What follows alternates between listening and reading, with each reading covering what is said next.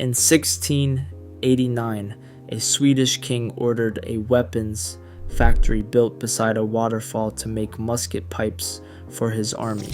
In 1837, an American blacksmith fleeing bankruptcy walked into a sawmill in Illinois, picked up a broken saw blade, and used it to invent a plow that would let farmers actually break the soil of the American Midwest. Today, those two stories are fighting in your driveway over the same patch of grass. This is not just about which mower cuts better. It is about whether the machine in your garage still belongs to you after you buy it. There is a federal lawsuit happening right now that is going to reshape the entire lawn equipment industry, and almost nobody talks about it. This is the mower war between John Deere and Husqvarna. Quick favor before we get into it. If industrial history that connects directly to your wallet is your thing, hit the like button and subscribe. Drop a comment with the brand of mower you actually own and what you want me to cover next. Curious how this audience splits. Now back to the war. To understand why two companies that started as a Swedish gunmaker and an American blacksmith are now fighting over your garage, you have to go back to where they came from, because their entire approach to your lawn was decided long before lawns were even a thing. Husqvarna's birthplace is a small town in southern Sweden called Husqvarna. The town existed before the company. The company existed because of war. In the late 1600s, Sweden was a military power expanding across northern Europe, and weapons manufacturing required water power. So in 1689, a drilling works was built beside the Husqvarna waterfall to bore the inside of musket pipes. The original logo, the one you still see on every modern Husqvarna chainsaw and lawnmower, the circular shape with the crosshair through it, is a gun sight. People walking past a Husqvarna chainsaw at a hardware store have no idea they are looking at a Swedish weapons logo from the 17th century. For nearly 200 years, Husqvarna made guns, muskets for the Swedish army, rifles for the Danish-Prussian War of 1864 and the Franco-Prussian War of 1870, hunting weapons. During World War I, when Germany invaded Belgium and shipments of FN pistols to Sweden stopped, Husqvarna was contracted by the Swedish government to manufacture their own version, the FN Model 1903, chambered in 9 by 20 mm Browning long. During World War II, when Sweden was uncertain whether Nazi Germany would respect their neutrality, Husqvarna was contracted to produce a replica of the Finnish L-35 pistol in 9mm Parabellum. They kept making that pistol for the Swedish military and the Danish police all the way until 1988. Hold that thought, because here is where the mower war actually begins to take shape. By the early 1870s, after the Franco-Prussian War ended, the demand for muskets dropped off a cliff. The factory had hundreds of workers, advanced machinery, and a precision engineering culture that had been refined over almost 2 centuries. They could not just shut down. So Husqvarna's leadership made a decision that would change the company forever. They started making sewing machines. The same precision metalwork that bored musket barrels was now stitching together civilian clothing. By 1872, sewing machine production was in full swing. Soon they were making bicycles, kitchen stoves, motorcycles, kitchen knives, and even microwave ovens. And in 1918, Husqvarna acquired a company called Norra Hammersbruk, an ironworks in central Sweden. With that acquisition came 2 new product categories, heating boilers and manual lawn mowers. In 1919, the Swedish musket factory built its first lawn mower. The first one was a hand-pushed reel mower. The first motorized version for commercial use did not come until 1947. The first homeowner model did not hit the market until 1959. The same year, Husqvarna built its very first chainsaw, the Husqvarna 90, designed by the iconic Swedish industrial designer Sixten Sassen. Sassen borrowed motorcycle muffler technology to make the chainsaw quieter than anything on the market. A Swedish weapons factory was now in the lawn business. They did not know it yet, but they were on a collision course with a company on the other side of the Atlantic that had been quietly building the most dominant agricultural empire in American history. In 1804, a man named John Deere was born in Rutland, Vermont. His father vanished on a ship to England when John was 4 years old. He grew up poor, raised by his mother, and at 17 he started a 4-year apprenticeship as a blacksmith. By the time he was 32, his Vermont blacksmith shop had burned down twice. He was deeply in debt. He had a pregnant wife and 4 children. So in 1836, he did what a lot of broke Americans did in that era. He went west. He ended up in a tiny prairie town called Grand Detour, Illinois, founded by another Vermonter named Leonard Andrus. Within 2 days, John Deere had set up a forge and started taking work. And almost immediately he noticed something. The farmers around Grand Detour were complaining about the same thing over and over. Their cast iron plows did not work. The soil of the Illinois prairie was rich, sticky, and heavy. Every few feet, farmers had to stop and scrape clumps of mud off their plow blades by hand. One day in 1837, while doing a repair job at a local sawmill, John Deere noticed an old broken steel saw blade in the corner. He had an idea. He took the blade back to his shop, cut the teeth off, and shaped it into a plow blade with a highly polished surface. The theory was simple. Sticky prairie soil would slide right off a polished steel surface. He sold the first one to a local farmer named Lewis Crandall. Crandall told everyone he knew. By 1838, Deere had made and sold 3 of these new plows. By 1841, he was making 75 a year. By 1846, he was selling almost 1,000 a year. By 1856, the number was 13,000. In 1848, Deere relocated his entire operation to Moline, Illinois, on the Mississippi River for access to cheap Pittsburgh steel and shipping routes to the entire western frontier. The company that would become Deere and Company was officially incorporated in 1868. By the early 20th century, Deere was no longer just a plow company. They had become an empire of agricultural equipment. Now here's where the Mower War really starts. After World War II, the American single-family home with a green front lawn became the cultural standard. Lawns went from being a feature of European estates to being mandatory in American zoning codes. Suddenly, there were tens of millions of homeowners with grass to cut, and in the 1950s, the American outdoor power equipment market exploded. Companies like Toro, Briggs, and Stratton and Lawn Boy fought for dominance. John Deere was watching, and Husqvarna was watching. Both of them realized that the same engineering talent they used for tractors and chainsaws could be redirected toward the suburbs, and both of them realized something else. The American backyard was about to become a battlefield. Deere moved first. In 1963, John Deere launched the Model 110 lawn tractor. It was painted in the same green and yellow as their farm equipment. It looked like a baby version of a real tractor, and it sold like crazy. The 110 was built in Horicon, Wisconsin, at a Deere factory that had previously made farm implements. It put a rotary mower deck on a tractor chassis with a single-cylinder Kohler engine. For middle-class American homeowners with a quarter acre or larger, the John Deere 110 was a status symbol. You weren't just cutting grass. You were riding the same kind of machine your grandfather used to plow cornfields. Husqvarna moved differently. Their first consumer lawnmower in 1969 was a walk-behind. It wasn't trying to look like a tractor. It was trying to be quieter, lighter, and easier to handle than the American competition. The Swedish design philosophy was different. Where Deere built mowers that looked like industrial farm equipment shrunk down, Husqvarna built mowers that felt like consumer appliances scaled up. One company was selling Americans the dream of being a farmer. The other was selling Europeans the precision of a sewing machine that happened to cut grass.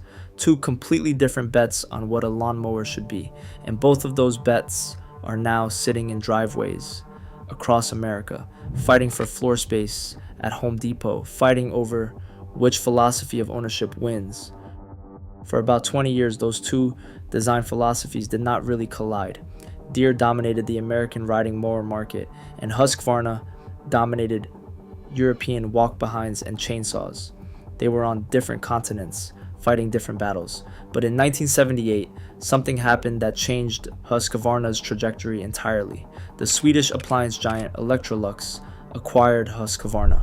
For the next 28 years, the Swedish weapons factory was a division inside a household appliance conglomerate. Electrolux poured resources into the lawn and forestry side of the business.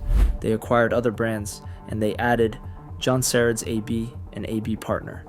They built out a global distribution network.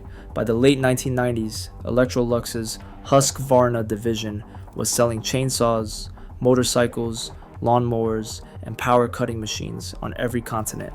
In 1999, Electrolux's Husqvarna division acquired a Nebraska-based mower manufacturer called Yazoo Keys, giving them American manufacturing capacity for the first time. The strategy was a direct shot at John Deere. If you wanted to compete against Deere on Deere's home turf, you needed to build mowers in America. You needed dealers in small towns from Pennsylvania to Texas. You needed a service network that could compete with the green and yellow giant. Then in 2006, Electrolux did something nobody expected. They spun Husqvarna off as an independent publicly traded company again. After 28 years inside Electrolux, Husqvarna was suddenly back on its own feet with a global manufacturing footprint and a singular focus on outdoor power equipment. And the very next year, in 2007, the freshly independent Husqvarna acquired the German gardening tool manufacturer Gardena, instantly making them the European leader in consumer watering products. While that was happening, John Deere was making moves that would eventually drag every American homeowner into the fight. Deere had spent the late 1990s and the early 2000s quietly turning its agricultural equipment into something completely different from anything Husqvarna was building. Deere was putting computers in everything: GPS guidance systems, software-locked engine control units, telematics. By the mid-2000s, a new John Deere combine harvester was not really a machine anymore. It was a software platform with wheels. And the same philosophy started to creep into the lawn equipment line. The new generation of Deere zero-turn mowers and compact utility tractors started shipping with electronic control modules that required dealer software to diagnose, repair, or modify.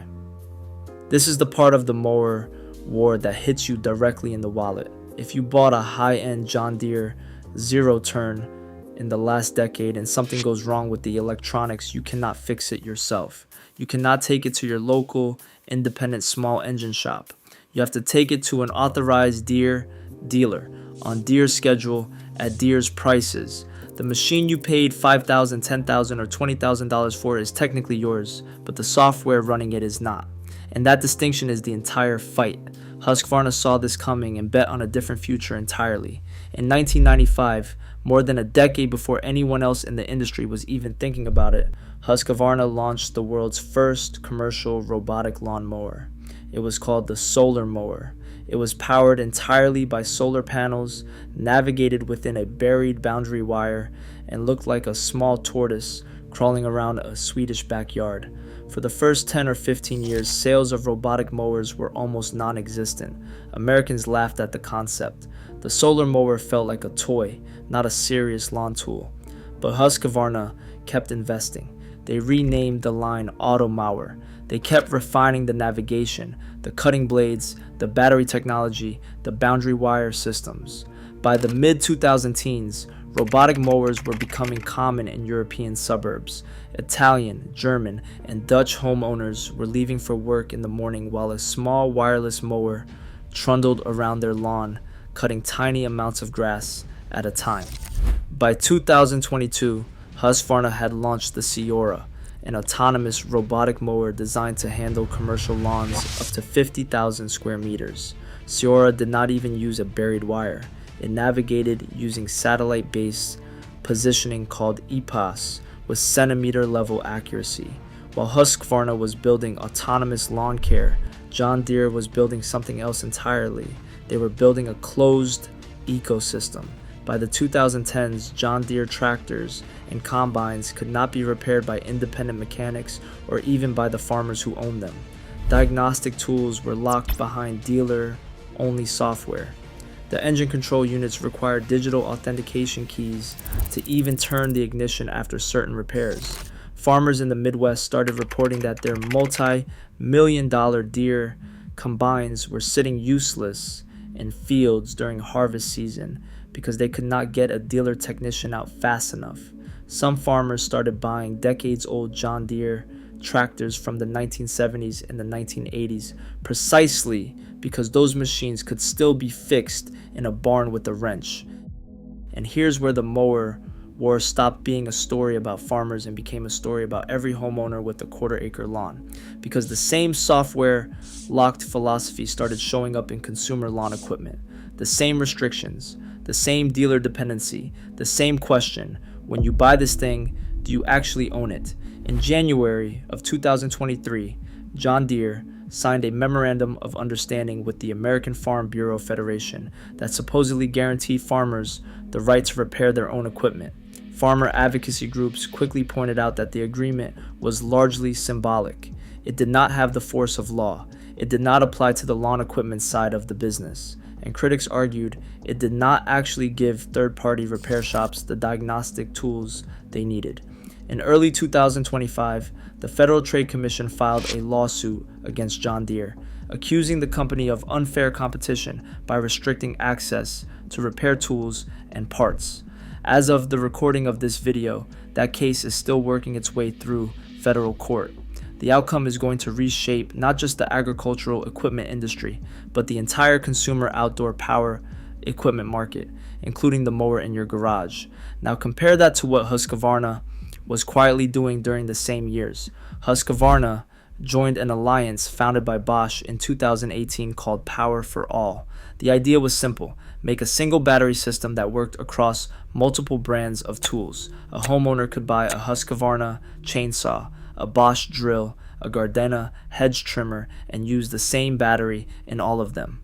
By 2022, Husqvarna's largest division had joined Power for All with selected products. The strategy was the opposite of John Deere's. Where Deere was building higher walls around its ecosystem, Husqvarna was tearing walls down. Why would Husqvarna do that? Because of what they were seeing in the European market. European consumers had become deeply suspicious of proprietary ecosystems. The European Union had passed right to repair legislation. EU regulators had forced Apple to switch to USB-C charging. The cultural and regulatory direction was clear. The future belonged to interoperable, repairable, modular equipment. So Husqvarna leaned into it as a marketing advantage. Buy our mower, use our battery in your neighbor's drill, repair it yourself if you want. Two completely different bets on the future. And the bet you make when you walk into Home Depot determines which side of the mower war you're funding. This brings us to the moment we are actually living in. Walk into any Home Depot, Lowe's, or independent dealer in 2026, and you are walking into the front lines of the John Deere versus Husqvarna war. On one side of the aisle, you have the green and yellow Deere riding mowers and zero turns, descended from the 1963 Model 110, descended from the 1837 self-scouring steel plow, descended from a Vermont blacksmith who fled bankruptcy. On the other side, you have the orange and gray Husqvarna mowers, robotic lawn units, and chainsaws, descended from the 1969 walk-behind, descended from the 1919 reel mower, descended from a Swedish musket factory founded under the order of Karl XI in 1689. Two product lines, 337 years of accumulated history, and almost no consumer realizes any of it when they are looking at the price tag. The technical differences are real, and they matter. John Deere mowers, especially in the riding and zero turn category, generally have stronger frames, heavier duty steel decks, and engines built for North American lawn conditions, larger lots, taller grass, harder use. Deere's dealer service network in rural America is genuinely unmatched. If you live in a small town in Iowa or Kansas, there is probably a John Deere dealer within 20 miles, and they have parts in stock for machines going back decades. The trade-off is that Deere's modern equipment is increasingly software locked, repair restricted, and dealer dependent. Husqvarna's mowers tend to be lighter, more refined, quieter, and more focused on European-style suburban lawn care. The chainsaw line is widely considered the gold standard among professional arborists and forestry workers. The robotic Automower line has more than 30 years of refinement behind it. The trade-off is that Husqvarna's American dealer network, while improving, does not have the same density and rural reach as Deere's. In some parts of the country, you will have a harder time finding parts and service. The real story is not which one is better. The real story is that two companies with almost nothing in common ended up fighting over the same suburban garage. A weapons factory from 1689 and a blacksmith shop from 1837 are now fighting over whether your next mower will be a software-locked product you can never repair or an open ecosystem you can take apart with hand tools. That fight is going to define the next decade of outdoor power equipment. There is one more thing worth noting before we close this out. Husqvarna technically still exists as a firearms brand, sort of. The motorcycle division was sold to the Italian manufacturer Cagiva in 1987, then later ended up under the Bajaj Group in India. The sewing machine division was sold off in 1997 and is now part of SVP worldwide. The original Husqvarna Wapenfabrik weapons division was eventually sold to Carl Gustav's Stadsgevärsfaktori in Eskilstuna in the late 1960s. The lawn and forestry business is what remained. So when you buy a Husqvarna lawnmower in 2026, you are buying the only surviving piece of a company that used to make muskets, sewing machines, motorcycles, bicycles, kitchen stoves, microwave ovens, and hunting rifles. The last thing left standing from a 336-year industrial dynasty is a piece of equipment that cuts your grass. John Deere never had to pivot like that. The company that started with a single self-scouring steel plow in 1837 has been continuously focused on agricultural and industrial equipment for almost 2 centuries. The leaping deer logo has been in use for over 155 years with only minor changes. There is a kind of American consistency to it. One man, one idea, one company, 2 centuries of compounding. So which one wins? Honestly, neither, and both. The lawn equipment market is big enough that both companies will continue to coexist, the way Coca-Cola and Pepsi have coexisted for a century. The interesting fight is not between the two brands. It is between the two philosophies. Closed ecosystem versus open ecosystem. Dealer locked versus right to repair. Software controlled versus mechanically transparent. And every homeowner in America who buys a mower in the next 10 years is, whether they realize it or not, voting on which philosophy wins. The Federal Trade Commission lawsuit will shape part of it. State-level right to repair legislation in places like New York, Colorado, and Minnesota will shape another part. The slow march of robotic and autonomous lawn care will shape the rest. 337 years ago, a Swedish king ordered a weapons factory built beside a waterfall. 189 years ago, an American blacksmith picked up a broken saw blade in an Illinois sawmill.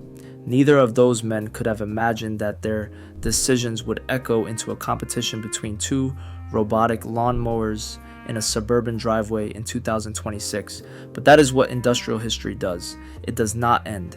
It just keeps compounding, generation after generation, until somebody finally tells the story of how we got here. That is the Mower War. Nobody talks about, and now you know. If you found this useful, the story of how Bosch and Black and Decker fought their own century-long battle for the power tool market is up next. It's even crazier than this one. Stick around.